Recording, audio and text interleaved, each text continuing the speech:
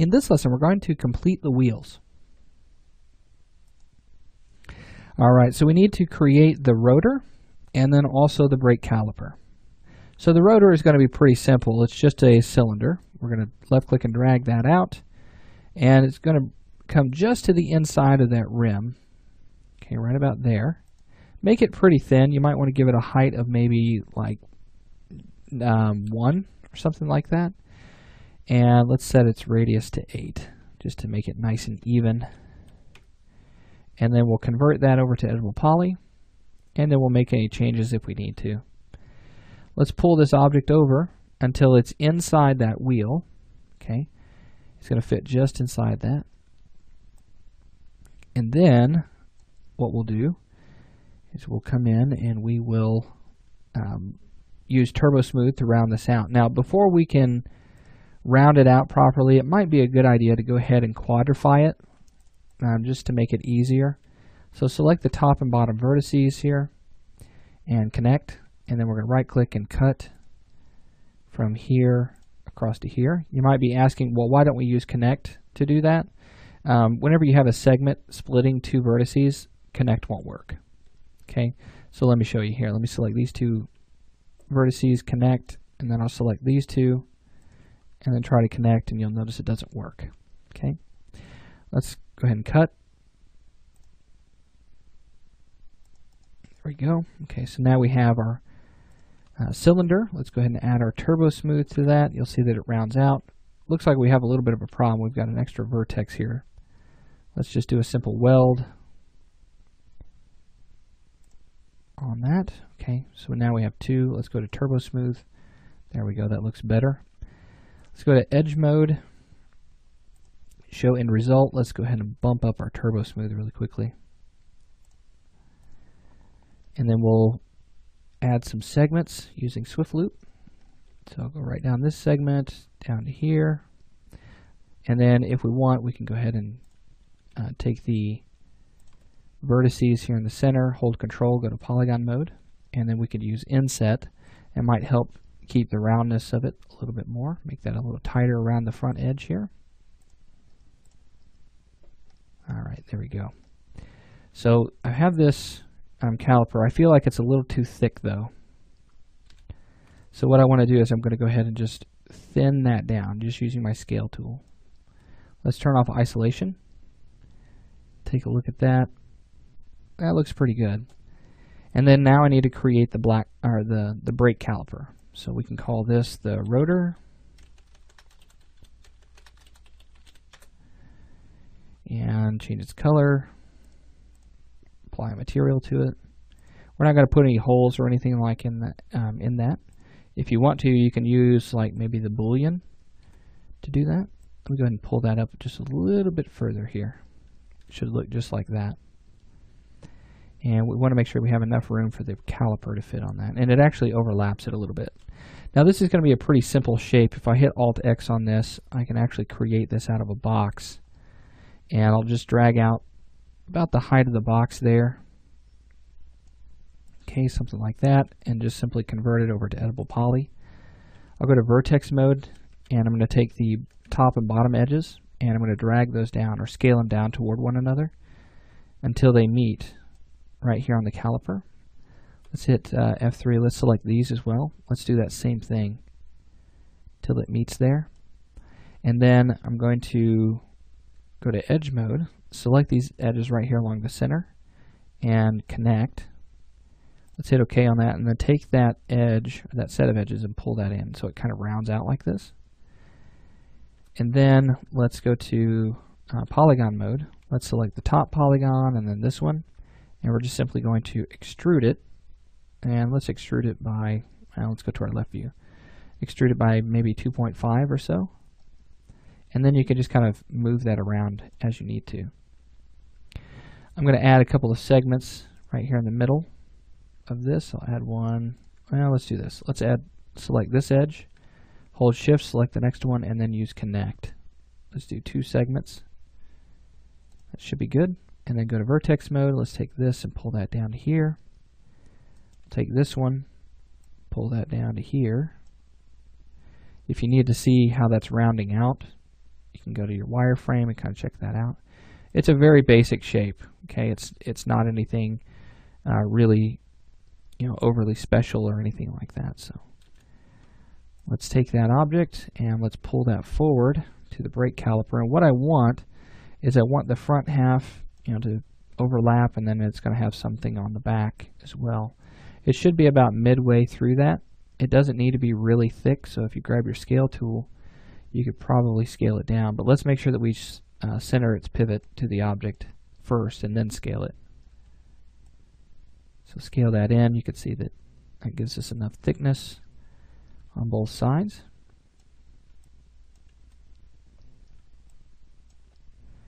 There we go. Then what I'm going to do is I'm going to go to polygon mode. I'm going to select these front polygons on this, and I'm just going to create kind of a little beveled edge along the front. So let's inset it, and we'll inset this by, let's say, 0.5. Hit OK on that, and then I'll extrude it up, and I'll extrude it up by, let's say, 0.5. Let's do 1. Okay. And then I'm going to inset it one more time by 0.5. And then if I add a turbo smooth to this, you can see that that starts to round out. We can just check it out in the isoline display. It is rounded out, but I do want to kind of make the corners pinch a little bit. So let's go to edge mode, show end result. Turn on edge mode and go to swift loop. And let's take these edges and just kind of pinch those up. So you can see it kind of pinches that, pulls those corners together there. So something that looks kind of like that.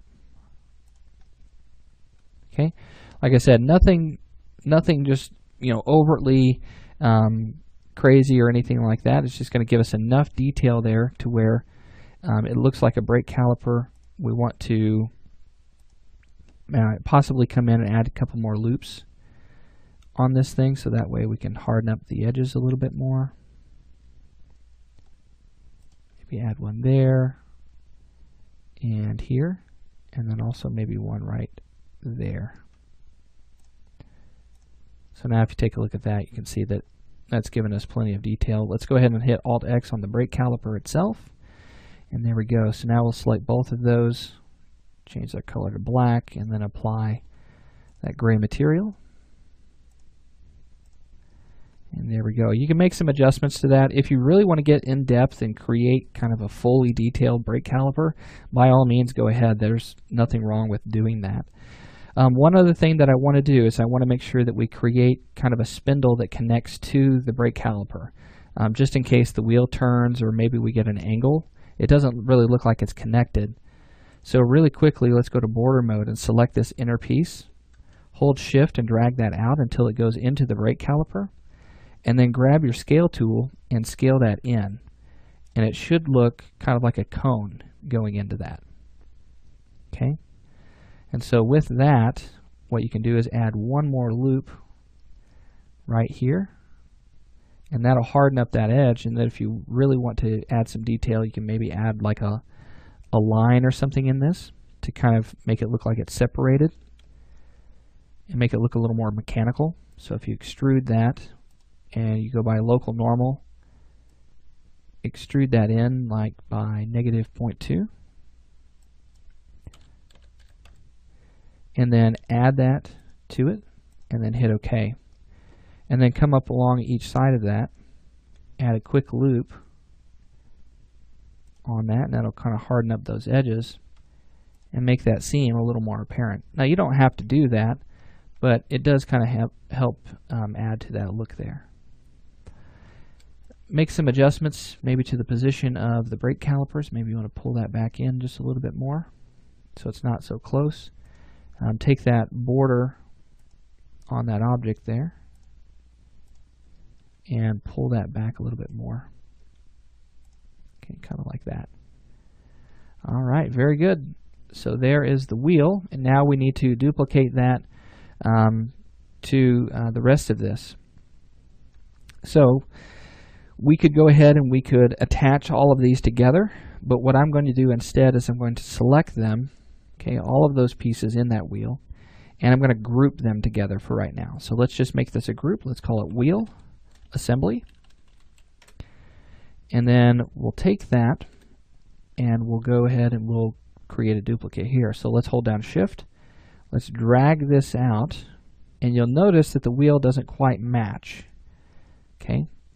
The wheel on the back is actually just a little bit bigger on this. And so what we need to do is go ahead and hit Alt-X, and we want to position this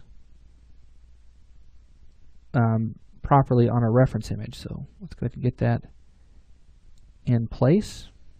And you can see here that we need to scale it up just a little bit. So I'll scale this up all three directions until it matches my reference image. And if you want, you can hit G on the keyboard, and you'll notice that based on the reference image, you can see that the bottom of the wheel is right along that black line for the grid, and the same thing here. So there we go. Now with both of these, we have our group here.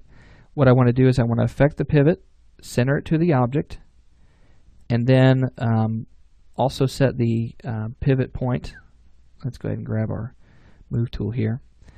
Let's set our pivot point in the X direction at 0, and then we're going to apply a symmetry to this. Now because this is a group, you'll notice that it's not going to work with the symmetry. Okay. In fact, it's just going to, it might just throw it off completely. And it's going to have a really hard time with doing that because it's trying to do all the objects at the same time. So I'm going to go ahead and delete it. And instead of using symmetry, let's try mirror. And we're going to make this a copy. And we'll hit OK. And let's see, let's mirror that one more time. Let's do a different direction. I couldn't see it before, sorry about that. So in the X direction, hit OK, and then we'll do the same thing for this one. So affect your pivot, center to the object, set your X value to 0, and you can see that this one, for some reason, is already there. That shouldn't be that way. Not really sure why it's doing that.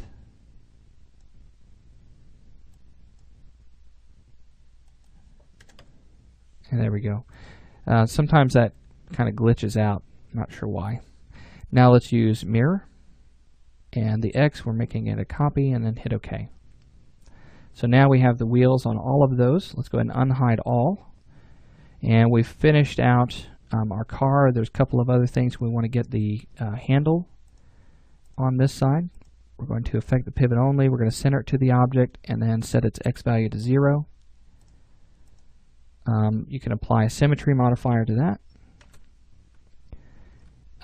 Let's go to the Z direction. And something's not quite right about that one. And it's because of the bend modifier, that's why. Before we do the symmetry, let's delete that. And let's hit Control Y or Control Z to bring that symmetry back. Let's put that above the turbo or editable poly. That's not going to work either. All right. So with the bend, let's do this. Let's take this, let's convert it down to editable poly. Then let's apply symmetry. You got to watch out for some of the pieces that you use, okay, some of the different modifiers. Now you'll notice that that is still below. So what's happening still? This is the X form. So let's go ahead and reset our X form for this object. And we'll go ahead and convert this down to editable poly. And then we're going to apply symmetry again. Go ahead and hit flip on your X, and there you go. So now we've got our handle. All right, so we've finished out most of the car. We've got a lot of the details. The final detail that we've kind of been holding off on, and it's a little bit more of a challenge, is going to be the reverse scoops that are on the hood. It's going to we're going to keep using the same workflow that we've been using for this. We're going to move some points around, but it does take just a little bit of thought on how to get that to form properly and to make the hood look like it's all the same angle and making it still look clean. And then after we've finished up with the detail on the hood, we will go ahead and clean up our scene and get this ready for the next person in the pipeline or something like that. Okay, so we'll get started with that in our next lesson.